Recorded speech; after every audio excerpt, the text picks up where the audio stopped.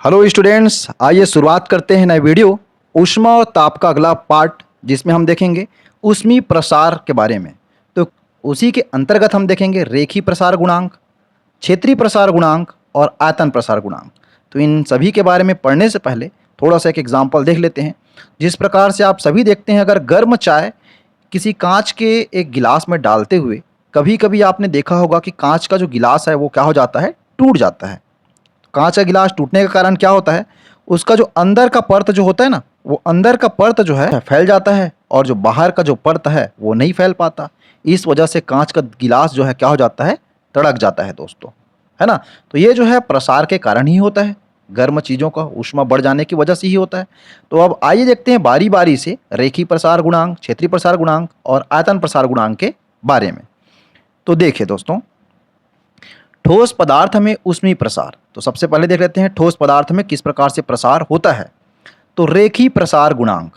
तो रेखीय प्रसार गुणांक जो है, ठोस जैसे एक छड़ है कोई लंबाई में, तो लंबाई में वृद्धि होगा, ठीक है। जैसे उसको ऊष्मा देंगे तो लंबाई में वृद्धि होना।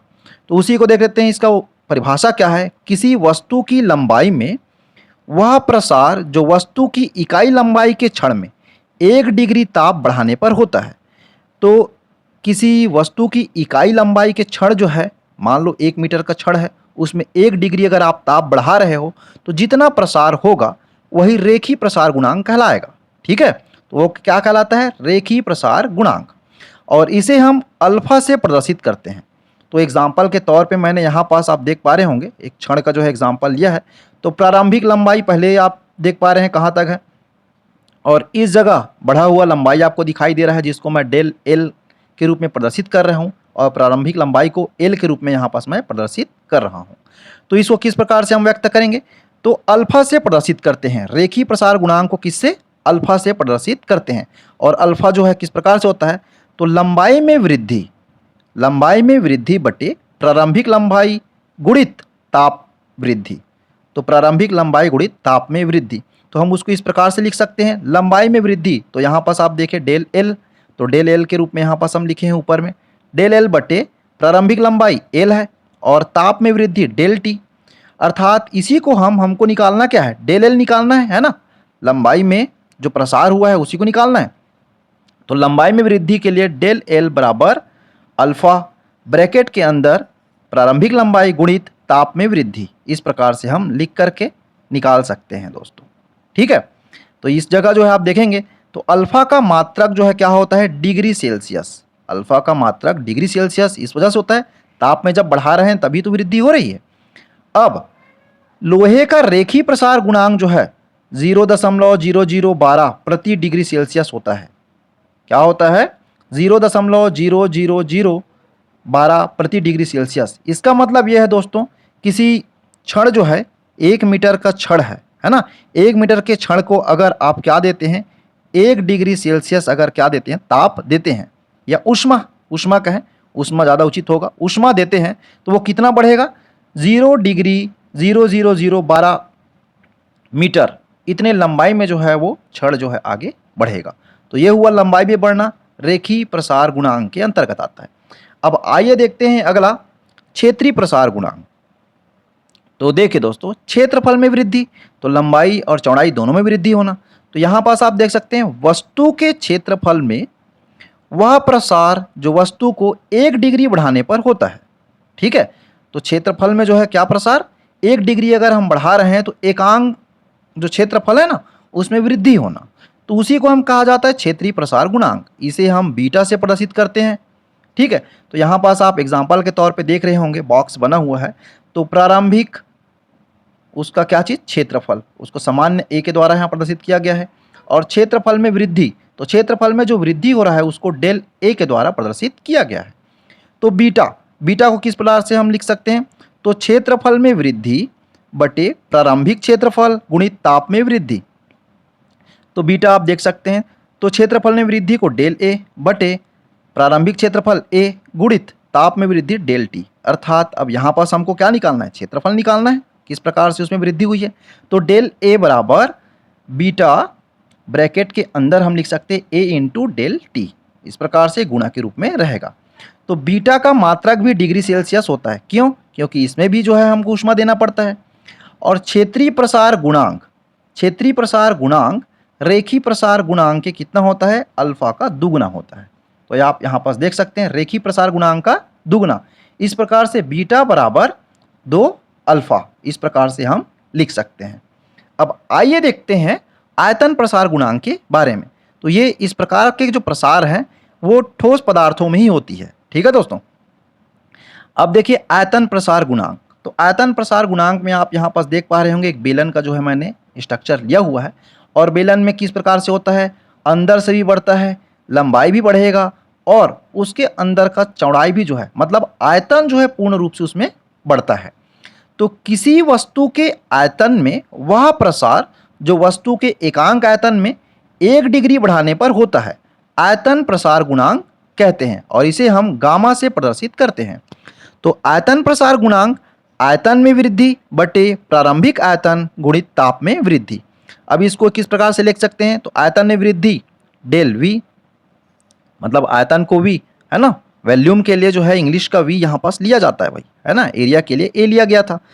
ठीक, तो प्रारंभिक आयतन और ताप में वृद्धि के लिए डेल टी, अर्थात यहाँ पास आप देखेंगे हमको निकालना क्या है, हमको निकालना यह है आयतन में वृद्धि। तो डेल वी बराबर गामा ब्रैकेट के अंदर वी इंटू डेल टी, ये जो है फार्मूला के द्वारा जो है हम आयतन में वृद्धि को निकाल सकते हैं।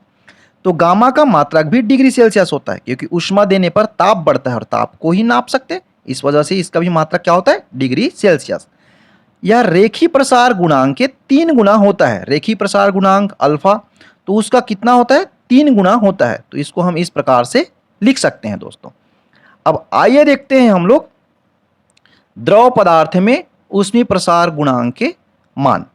पदार्थ में ऊष्मीय प्रसार गुणांक 2 प्रकार का जो होता है, एक तो होता है आभासी प्रसार और दूसरा होता है वास्तविक प्रसार। तो आभासी प्रसार किस प्रकार के होगा और आभासी के साथ वास्तविक प्रसार किस प्रकार से होगा, तो यहाँ पास मैंने एक चित्र बनाया हुआ है, इसमें आप समझने की कोशिश करेंगे। तो देखिए कांच का जो है एक बॉटल है जिसके अंदर जो है पानी भरा हुआ है। येलो कलर में जो है आपको क्या दिख रहा होगा? जल दिख रहा होगा, पानी जो है भरा हुआ है।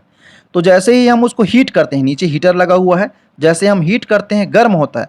तो गर्म होगा तो सबसे पहले क्या होगा दोस्तों, सामान्य स्थिति में जो है उसका वास्तविक आप मानेंगे तो उसका क्या होगा, सबसे पहले ए जो आपको दिखाई दे रहा है यहाँ पास ए, है ना, तो वाटर लेवल जो ए है वो सबसे पहले था वाटर लेवल। परंतु क्या हुआ, जैसे ही हमने ऊष्मा दिया तो ताप की वजह से इस पात्र में जो बना हुआ है बीकर, है ना, जो आपको दिख रहा हो कांच का, उसमें फैलाव होगा, और फैलाव होने की वजह से जो वाटर का लेवल है वो बी तक नीचे आ जाता है।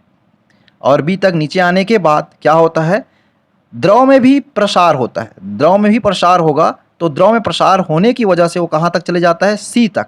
अब आपको दिखाई दे रहा होगा सी तक जो है वो पहुँच जाता है। इसका मतलब आभासी प्रसार कहाँ से कहाँ तक है? ए से सी तक जो है उसको हम एक आभासी प्रसार कहते हैं, और वास्तविक प्रसार जो होगा वो वास्तविक प्रसार सी से बी तक जो होता है उसे हम वास्तविक प्रसार कहते हैं, क्योंकि फिर से जो है वास्तव में कहाँ पास आ गया? बी, और बी से आने के बाद वो ऊपर गया है सी तक। इस वजह से इसको हम जो है वास्तविक प्रसार कहलाता है। इस प्रकार से आपने देखा आभासी प्रसार किसे कहते हैं और वास्तविक प्रसार, क्योंकि वो सिर्फ हमें एक आभास हुआ कि प्रसार हो चुका है, परंतु वो जो है प्रसार नहीं हुआ था। आपने क्या देखा? प्रसार नहीं हुआ था। तो वास्तविक प्रसार को जो है माना जाएगा बी से सी तक। अब आइए देखते हैं उसी प्रकार से गैसों में ऊष्मीय प्रसार। तो गैस में भी किस प्रकार से ऊष्मा का प्रसार होता है? तो नियत दाब पर, अगर दाब जो है नियत है, दाब जो है स्थिर है, तो नियत दाब पर ताप बढ़ाया जाए, दाब जो है निश्चित है और दाब बढ़ाया जाए तो गैस का आयतन जो है क्या होगा? बढ़ेगा। इसे आयतन प्रसार गुणांक कहते हैं। और उदाहरण के लिए जो है आप किस में देख सकते हो? गुब्बारे में आप देखते हो किस प्रकार से उसका आयतन बढ़ता है दोस्तों, है ना। तो गैस में आयतन प्रसार गुणांक, तो आयतन में वृद्धि बटे प्रारंभिक आयतन और ताप में वृद्धि। तो हम आयतन में वृद्धि होता है उसको डेल वी के द्वारा लिखते हैं, इसके द्वारा डेल वी। ठीक है, और सामान्य आयतन है उसको v, और ताप में वृद्धि है उसको डेल टी के द्वारा। तो इसको भी जो है हम इस प्रकार से लिख सकते हैं। तो यहाँ पास आप देखेंगे आयतन प्रसार गुणांक में गामा से प्रदर्शित करते हैं, तो इसमें को भी हम गामा से प्रदर्शित करेंगे, परंतु इस जगह हम p लिख देते हैं।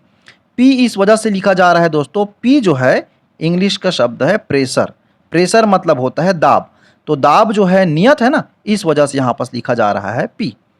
तो गामा p बराबर del v upon v del t, ठीक है, इस प्रकार से लिखा जाता है नियत दाब पर। अब देखते हैं नियत आयतन पर। तो अगर आयतन जो है नियत है उस समय क्या होगा? तो आयतन को जो है स्थिर रख दिया गया है। जब नियत आयतन पर गैस का ताप बढ़ाया जाए तब गैस का दाब बढ़ता रहता है। इसे जो है दाब प्रसार गुणांक कहते हैं। क्या किया जाए? जब नियत आयतन पर ताप बढ़ाया जाए, ताप आप बढ़ा रहे हो और आयतन जो है क्या है? नियत है, तब गैस का दाब जो है बढ़ता रहता है।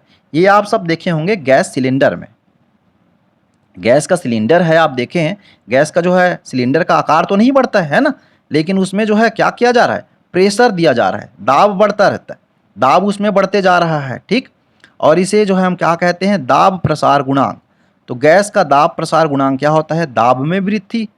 तो P जो है प्रेशर, प्रेशर जो शब्द है उसी का सामने का अल्फ़ाबेट P यहाँ पास लिया गया है।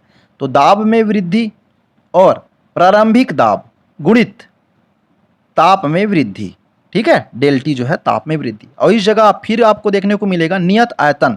तो V जो है वॉल्यूम के लिए लिया जाता है, इसी वजह से वॉल्यूम जो है यहाँ पास क्या है? स्थिर है, इस वजह से गामा V यहाँ पास लिया गया है दोस्तों। तो आपने देखा किस प्रकार से रेखी प्रसार गुणांक जो है ठोसों में हुआ है ना। और रेखी प्रसार गुणांक का एक बहुत बड़ा एग्जाम्पल आपको देखने को मिलेगा, रेल लाइन जब लगते रहता है, तो रेलवे लाइन आप लगेगा तो आप देखेंगे कि बीच में जो है गैप रख दिया जाता है, रेलवे लाइन के बीच में, जैसे जो लोहे का रहता है ना, इस वजह से गैप रखा जाता है बोलते हैं दोस्तों, क्योंकि गर्मी के दिनों में क्या होता है? प्रसार होता है। तो प्रसार होता है तो वो दोनों जो गैप रहता है वो जो है क्या हो जाता है?